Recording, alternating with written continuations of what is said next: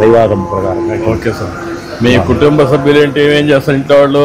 2 అమ్మాయి 1 అబ్బాయి సార్. 2 అమ్మాయిలకి పెళ్ళిళ్ళు అయిపోయినాయి. అబ్బాయి చదువుతున్నాడు. ఏం చదువుతున్నాడు? సంస్కృత కాలేజీలో ఎంఏ చేస్తున్నాడు.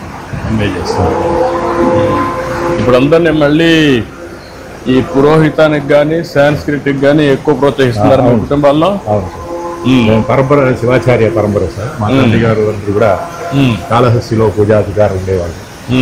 అక్కడి నుంచి స్వామివారి. అదే సార్. మీరు ఇప్పుడు ఇక్కడికి వచ్చిన కార్యక్రమం కూడా చాలా మంచి కార్యక్రమం పెట్టారు. అంటే ఎట్లా మీ అభిప్రాయం? చాలా బాగుంది సార్. పురాణంలో భాగవతంలో 4వ స్కందంలో ఋతు మహారాజా అని ఒక మహారాజా ప్రార్థన చేస్తారు. అంటే దేశంలో ఇవన్నీ సుభిక్షం లేకుండా కరువు కాలం అయిపోతుంది. అప్పుడు ఆయన ప్రార్థన చేస్తుండగా అప్పుడు భూమాత ప్రార్థన చేస్తారు. భూమాత వెళ్ళిపోతుంటే భూమాతని చూసి నమస్కారం చేసి అంటే నన్ను దాసి కాకుండా తల్లిగా చూడు, ఈ పరిసరాలంతా కూడా సవ్యసాధంగా ఉండాలంటే నా దగ్గర నుంచి అన్ని తీసుకుంటున్నారు కానీ నాకేది ఇవ్వడం లేదు. భూమిలో ఉండేటివి అన్ని కూడా మీరే స్వీకరిస్తున్నారు. భూమిని పరిశ్రమ చేసి భూమిని సంరక్షణ చేసి చేయాలని మహారాజుకి ఒక 5 ఒప్పందాలు చేసుకుంటారు. ఆ 5 ఒప్పందాల్లో ఇది ఒకటి. అంటే భూమి పరిసరాలంతా కూడా సుభిక్షంగా ఉండాలి, ఈ కల్పిషాలు లేకుండా. అంటే మన వేదాల నుంచి మన పురాణాల నుంచి ఇవన్నీ కూడా మనకు వచ్చినట్టు సంస్కృతి సంప్రదాయ ప్రకారం మనకు భూమిని, భూమి అనేది మనకు పవిత్రం. అవును. అందుకే భూతల్లి అంటాం, భూదేవి అంటాం, భూమాత అంటాం. భూమాత మనకు అన్ని ఇస్తుంది. పంటలు కావాలంటే దానిపైన ఆధారపడతాం, నీళ్లు కావాలన్నా భూమాత పైన ఆధారపడతాం. అదే మరి ఖనిజ సంపద వచ్చినా భూమాత ఇస్తుంది. అలాంటప్పుడు మనం సక్రమంగా ఉపయోగించుకుంటే భవిష్యత్తుకు ఇబ్బంది ఉండదు. బంగారు భవిష్యత్తు ఉపయోగించుకోకపోతే ఈ ఇబ్బందులు వస్తాయి అనేది చరిత్రలో కూడా ఉన్నాయి. కానీ ఇప్పుడు ప్రస్తుత పరిస్థితులు అవన్నీ మర్చిపోయారు. ఇప్పుడు అందరికీ తెలియపరిచే ఈ యొక్క కార్యక్రమం వల్ల అందరికి తెలుస్తుంది. ఈ ఆలయానికి వచ్చే భక్తులు అందరికి కూడా మనం ఇలాంటి భూమాతని అన్ని రక్షించుకోవాలి. చెట్లు జాములు, ఈ చెట్లు ఎరువులు ఉంటే మంచి గాలి వస్తుంది, ఆరోగ్యం బాగుంటుంది అని.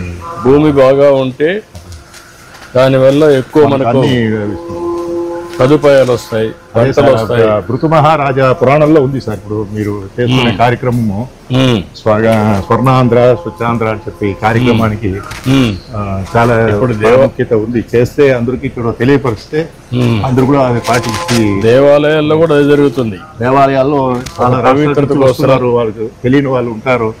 వాళ్ళకి అందరు కూడా ఈ ఒక ఇది చేయడం వల్ల మనకు కలుస్తుంది. మీరు ఈ దేవాలయానికి సంబంధించి ఏ విధంగా ఇవన్నీ కంట్రోల్ చేస్తున్నారు, ఎట్లా చేస్తున్నారు? చాలా పురాతనంగా ఉంది సార్ స్వామి దేవాలయం. స్వామి స్వయంభూ ఉద్భవంగా ఉంది. బ్రహ్మ విష్ణు మహేశ్వరులు దర్శనమిచ్చిన క్షేత్రం ఇది.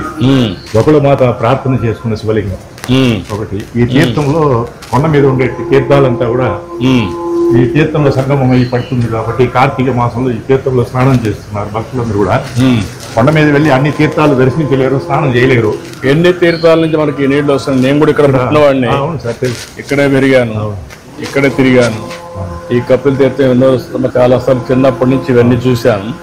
ఎన్ని సార్ 166 తీర్థాలు కొండ మీద చెప్పబడుతుంది సార్.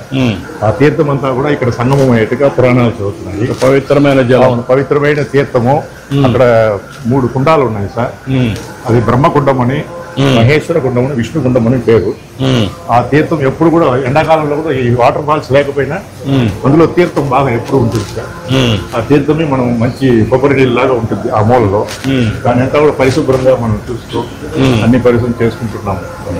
ఇప్పుడు ఈ దేవాలయాన్ని ఏ విధంగా మీరు పరిశుభ్రంగా పెట్టుకోగలుగుతున్నారు? ఇంకా ఏమన్నా విశిష్ట దేవాలయ పవిత్రత ఏంటి? బాగా చేస్తున్నాం. మహాగణపతి సిద్ధి వినాయక.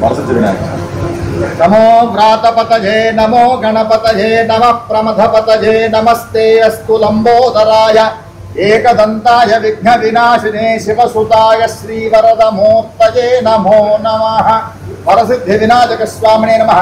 ఆనంద కర్పూర నిరాజనం సందర్శయామి, రక్షాం ధారయామి.